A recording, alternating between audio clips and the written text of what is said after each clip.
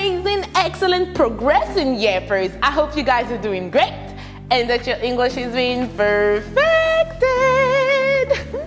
Today I'm with you with a new lesson. J'ai une nouvelle leçon pour vous. Et aujourd'hui, je veux vous parler d'une faute que tous mes élèves font, ok? Pour dire parler en anglais, on a 4 verbes, ok? Say, tell, speak, talk.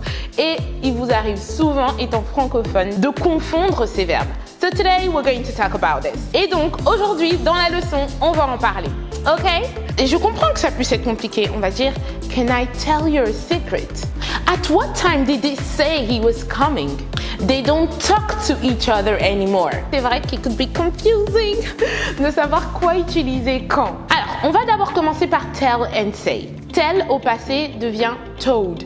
Say au passé devient said. Ce sont 2 verbes irréguliers. Si je devais définir ces 2 verbes, je dirais que tell s'utilise pour donner de l'information à quelqu'un. We use tell to give information to someone. But we will use say to express something using word.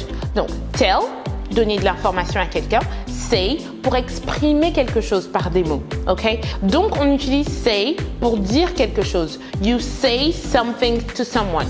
But you tell someone something. Say plus la chose qui est dite. Ok? Tell plus la personne à qui on s'adresse, puis la chose qui est dite. You say something to someone, but you tell someone something. Ok, my yappers? Donc, c'est toujours tell plus la personne, mais say plus l'information qu'on donne. She told me she will come. She said she will come. He told her she was beautiful. He said she was beautiful. Did you tell them sorry? Did you say sorry to them? Vous voyez la nuance? On peut utiliser les 2 verbes pour dire la même chose, mais la structure ne sera pas du tout la même. Encore une fois, c'est toujours tell someone something, but say something to someone. Tell, dire quelque chose à quelqu'un. Say, dire la chose, l'information. Ok? À une personne. Vous pouvez rajouter à la personne par la suite. Alors maintenant, on avance et on va voir la différence entre speak et talk. Donc, speak est également un verbe irrégulier et il fait spoke au passé. Mais talk est un verbe régulier, donc ça fait talked. Ok? Talked. Avec le ED qui se prononce kt. Les 2 verbes, ok, veulent dire la même chose. Il y a juste une notion plus formelle, plus sérieuse attachée au verbe speak. Ok? Donc, gardez en tête que ce sont des synonymes, speak et talk. Donc, quand on veut parler de quelque chose de plus sérieux, on va utiliser speak. I need to speak to my manager.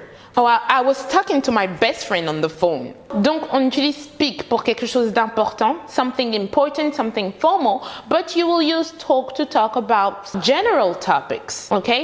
La dernière spécificité qui concerne le verbe speak, c'est les langues. Donc, pour parler d'une langue qu'on parle, on va toujours utiliser speak. I speak 3 languages. I speak English. I speak English fluently. Ok? Vous pouvez le dire parce que plus vous le dites, plus vous le devenez. Vous savez que c'est quelque chose auquel je crois. Mais revenons dans notre sujet. Quand on veut parler des langues, on n'utilise que le verbe speak. Voilà, my yappers. J'espère que tout ça a été très utile pour vous et que vous comprenez maintenant la nuance entre tell, say, speak and talk. Si vous avez des questions, n'hésitez pas à les mentionner en nous faisant un commentaire. Don't forget, with Yep, you can do it too. Bye bye.